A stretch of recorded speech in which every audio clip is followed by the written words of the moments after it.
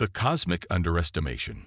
The skies above Geneva darkened as the massive ship descended through the clouds. Its surface gleamed with an iridescent blue-green sheen that seemed to shift and move like liquid. Dr. Elena Rice stood among the assembled world leaders and scientists, squinting against the sudden winds kicked up by the vessel's approach. Her heart hammered in her chest. Humanity's first official contact with extraterrestrial intelligence. "Try not to look so terrified," whispered Director Hammond beside her. "We're representing all of humanity here." Helena nodded, straightening her lab coat. As Earth's leading quantum physicist, she'd been selected to join this welcoming committee not for diplomatic skills, but for her scientific expertise.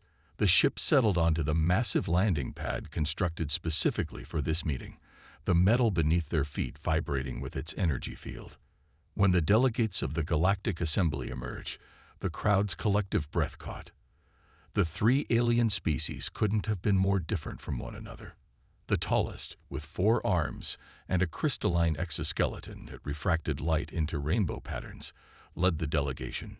Flanking this being were a pair of smaller aliens, one with dark purple skin that seemed to absorb light rather than reflect it, and another that appeared to hover slightly above the ground, its body semi-translucent and flowing like smoke given form.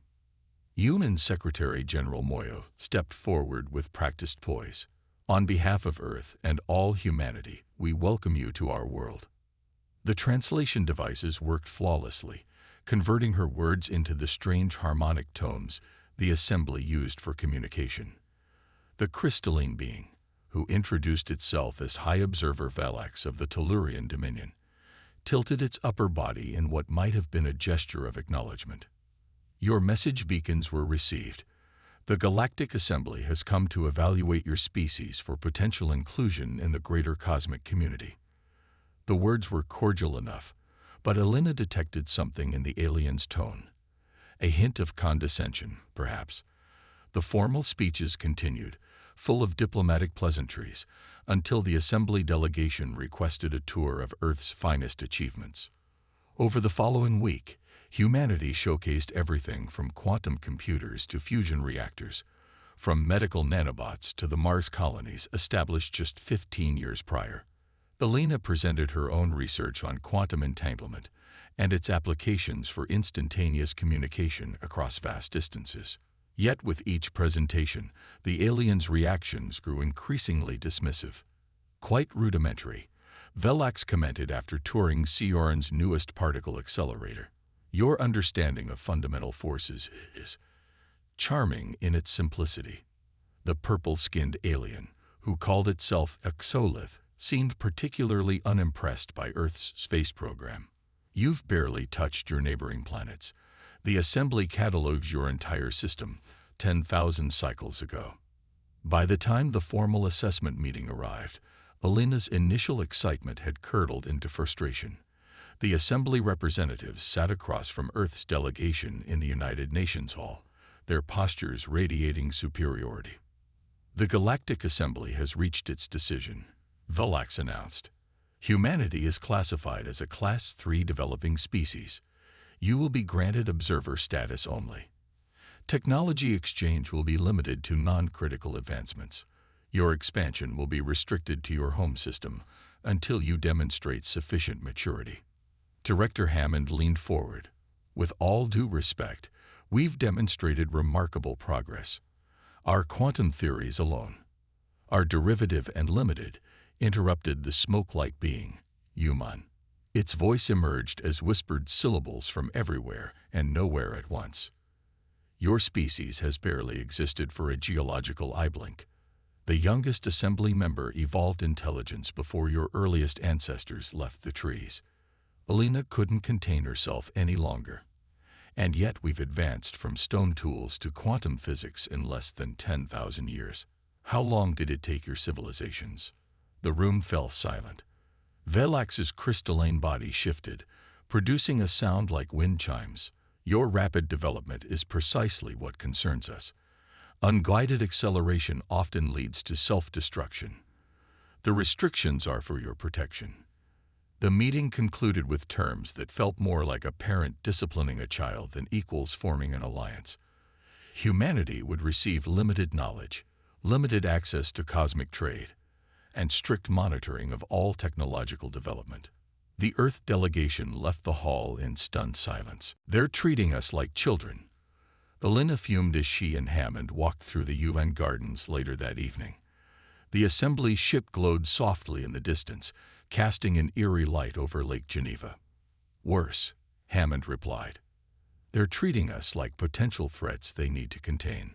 3 months after first contact, Elena found herself on Mars, leading an inspection of unusual energy readings detected near Olympus Mons.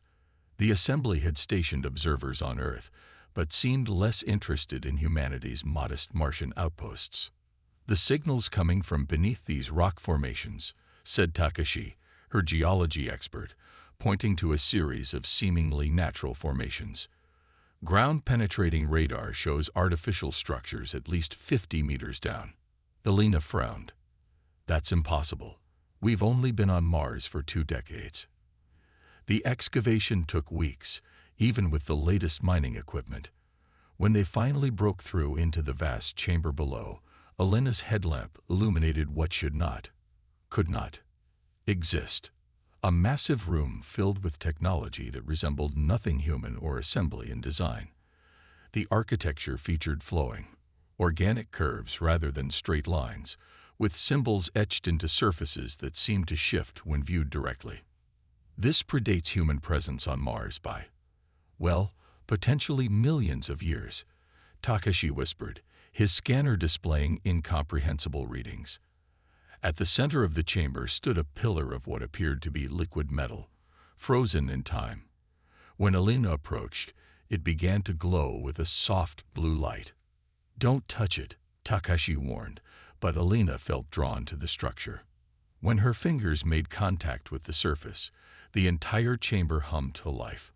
Holographic displays flickered into existence around them, showing star maps and complex equations that even Elena struggled to comprehend. "It's responding to your touch specifically," Takashi noted, watching as the displays changed when Elena moved her hand. Over the next month, Elena and a small team worked in secret to decipher the technology. The assembly observers on Earth remained unaware of their discovery, believing the Mars mission to be routine geological research. What they found defied explanation. The technology operated on principles that made Elena's quantum research look primitive by comparison. More importantly, it contained data about Earth, data that predated human civilization by millions of years. "They called themselves the progenitors," Elena explained during an emergency meeting with world leaders, conducted through secure quantum channels to avoid assembly monitoring. "From what we've translated, they were an ancient species that seeded life throughout the galaxy, including Earth. But Earth was special." "Special how?" asked Secretary General Moyo. "Earth exists at a unique quantum junction point in the universe. Something about our planet's position and composition creates possibilities that don't exist elsewhere. The progenitors recognized this and engineered early hominids with dormant genetic potential." The implications stunned the room into silence. "You're saying we were designed?" Director Hammond finally asked. "More like prepared," Elena corrected. "The progenitors planted seeds of potential that would activate under specific conditions. Conditions that are beginning to emerge now." When the assembly requested a report on the Mars expedition, Elena provided carefully sanitized data that revealed nothing about the chamber. Meanwhile, a covert research program began, combining the ancient technology with Elena's quantum theories. The assembly, however, grew suspicious. Velax arrived unannounced at Elena's laboratory in Geneva 6 months after the Mars discovery. "Your research has taken unexpected directions, Dr. Reyes," the crystalline being observed, examining her equations on quantum field manipulation. "These concepts exceed the technology exchange parameters established for your species." Elena maintained her composure. "We're simply exploring theoretical applications based on our own research, nothing that violates our agreement." Velax moved closer, crystal facets reflecting Elena's tense expression. The assembly has existed for millions of years, Doctor. We have encountered many young species with ambitions beyond their understanding, and how many of those species had unique quantum signatures in their home planets? Elena asked boldly. Velax went perfectly still. What do you know of quantum signatures? Enough to understand why the assembly is so interested in containing us rather than helping us, Elena replied. You didn't come to Earth to welcome us to the galactic community. You came because something about Earth and humanity frightens you. The crystalline being's next words confirmed her suspicions. Your planet should not exist as it does. The probability curves are incorrect. We have been monitoring Earth for thousands of years, watching for signs. Signs of what? Signs of what you might become. Velax's tone shifted to something Elena hadn't heard from any assembly member before. Fear. That night, Elena encrypted her final research notes and transmitted them to secure facilities around the world. The assembly would undoubtedly tighten restrictions now, perhaps even halt human scientific progress altogether. But it was too late. The discoveries from Mars, combined with Elena's quantum theories, had revealed humanity's true potential and their rightful place in the cosmos. As she looked up at the stars from her laboratory window, Elena felt a strange resonance within her DNA, as though something ancient was stirring to life after millions of years of dormancy. The assembly had gravely underestimated humanity, but more importantly, they had underestimated what humanity was always destined to become. The first phase of humanity's cosmic awakening had begun. The inheritors of stars. The assembly blockade around Earth tightened in the months following Velax's confrontation with Elena. Additional monitoring ships took position around the lunar orbit, and the number of alien observers on the planet tripled. Official statements called this increased presence a cultural exchange initiative, but the message was clear. Humanity was being contained. Meanwhile, in a secret facility beneath the Atacama Desert, Elena worked feverishly with a team of Earth's brightest minds. The data from the Mars chamber had revealed coordinates to something called the Andromeda Nexus, apparently a much larger progenitor installation hidden in a remote asteroid field at the edge of the neighboring galaxy. We can't reach it with conventional ships, Elena explained to the gathered scientists and military personnel.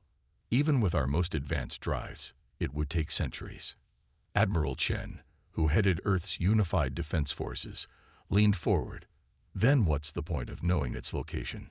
Elena activated a holographic display showing complex quantum equations. Because we don't need conventional travel.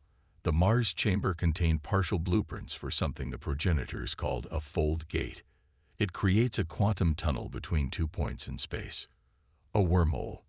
Asked Dr. Okafor, the Nigerian physicist who had become Elena's closest collaborator. Similar, but operating on entirely different principles. Instead of bending spacetime, it exploits quantum entanglement on a massive scale. She paused. The problem is power. We'd need energy equivalent to a small star to activate it. Admiral Chen smiled for the first time. That might not be a problem anymore. He revealed that a Black Ops project had successfully adapted progenitor energy principles from the Mars chamber to create a revolutionary fusion reactor, one that generated 10 times the output of any previous human design, while remaining completely undetectable to assembly sensors. Construction of the fold gate began immediately in an abandoned mining facility on Europa, Jupiter's icy moon. The assembly's attention remained focused on Earth and Mars, allowing the Europa project to proceed without scrutiny. The gate itself resembled a massive ring of interwoven metals that seemed to absorb light rather than reflect it. How do we keep this operation secret from the assembly once we activate it? Dr. Okafor asked as they prepared for the initial test. The energy signature will be impossible to hide. We don't need to hide it for long, Elena replied, just long enough to send through an expedition team. When the day of activation arrived, tension filled the Europa facility's control room. 50 of Earth's finest scientists, engineers, and military personnel stood ready, equipped with technology reverse-engineered from the Mars chamber. Power systems at maximum, reported the chief engineer. Quantum field stabilizers holding. We're ready. Elena took a deep breath. Activate the gate. The massive ring hummed to life, its surface rippling like liquid metal. Energy coursed through the structure, and the space within the ring shimmered before tearing open to reveal a swirling vortex of blue-white light. Quantum tunnel established. Dr. Okafor announced, eyes wide with wonder. Coordinates match the Andromeda Nexus location. Alarms blared suddenly throughout the facility.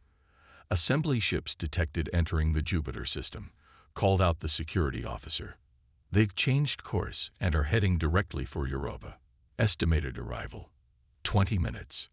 Admiral Chen turned to Elena. It's now or never, Doctor. Are you still volunteering to lead the expedition? Elena nodded, adjusting the specialized suit designed to protect her during the quantum transit. The progenitor technology seems to respond most strongly to my genetic signature. I need to be there. Within minutes, the expedition team had entered the quantum tunnel. The sensation defied description. Elena felt simultaneously stretched across infinite distance and compressed to a single point. When her consciousness reassembled, she found herself standing with her team in a vast chamber that dwarfed the Mars installation. We made it, whispered Dr. Okafor beside her, voice filled with awe. The Andromeda Nexus proved to be a space station larger than Earth's moon, hidden within an asteroid field, as ancient as the galaxy itself. Unlike the Mars chamber, this facility was fully operational, its systems awakening from dormancy as Elena's team explored its corridors. In the central chamber, they discovered what appeared to be a control interface, a floating sphere of the same liquid-like metal they'd seen on Mars.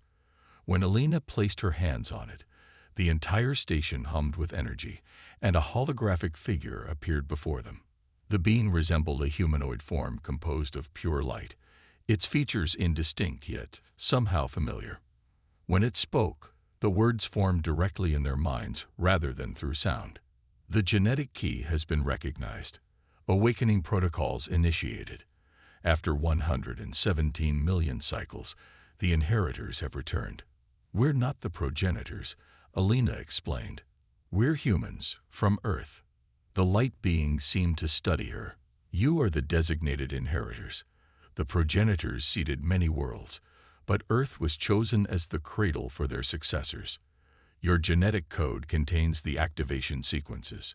The beam proceeded to explain what the partial records on Mars had only hinted at.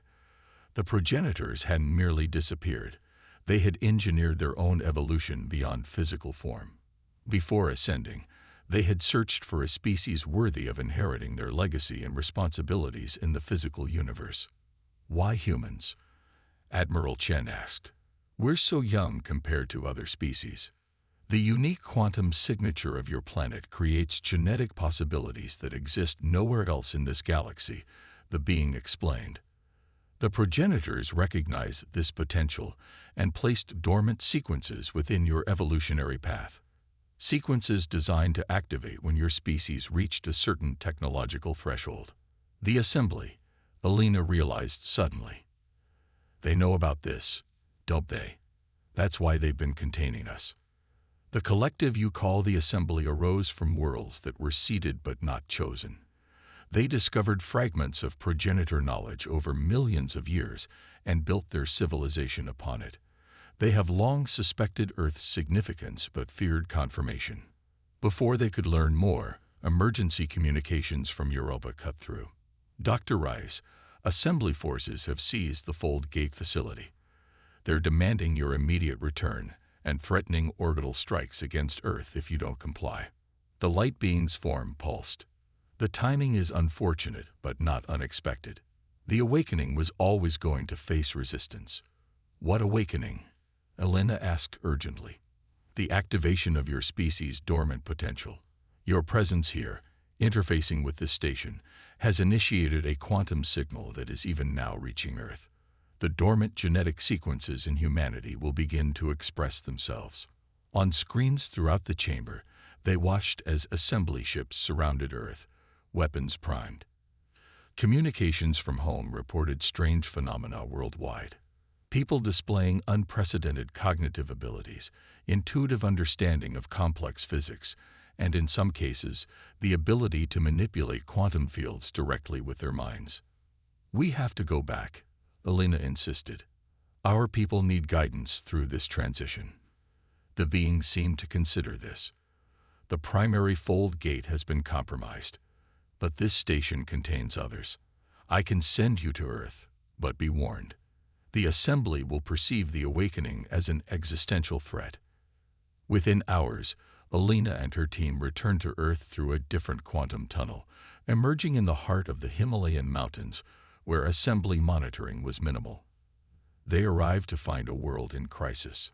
High Observer Velax had declared a state of emergency, with assembly ships positioned to strike major population centers. "The human species has accessed forbidden technology," his global broadcast announced. "For the safety of all galactic life, we require immediate surrender and biological containment." But humanity was changing too rapidly now. Around the world, people reported strange dreams filled with knowledge they couldn't possibly possess. Children began solving complex equations that had stumped mathematicians for centuries. Quantum phenomena, previously only theoretical, became demonstrable reality in laboratories worldwide. Alina made her way to the United Nations headquarters, now surrounded by assembly security forces.